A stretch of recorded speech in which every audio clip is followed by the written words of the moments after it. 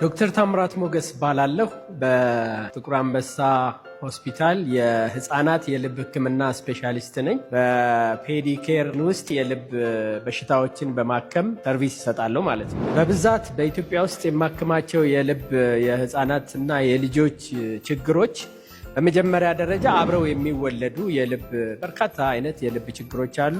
በሁለተኛ ደረጃ ከቶንስል ጋር ተያይዞ የሚመጣ ሪውማቲክ ሄርት ዲዚዝ የሚባል የልብ ችግር አለ። በሶስተኛ ደረጃ ከልብ ምት መዛባት ጋር ተያይዞ የሚከሰቱ የልብ ችግሮች እናክማለን።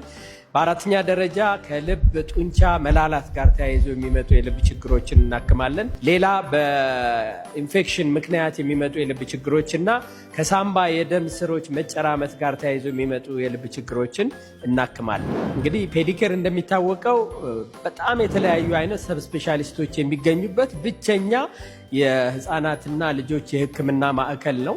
ሌሎች ቦታዎች በአንድ ሰብ ስፔሻሊስት ሐኪም ሊታከም ይችላል። ግን ይህንን ሴንተር ልዩ የሚያደርገው በርካታ የተለያየ የሰብ ስፔሻሊቲ ሙያ ያላቸው ሐኪሞች የሚገኙበት ነው።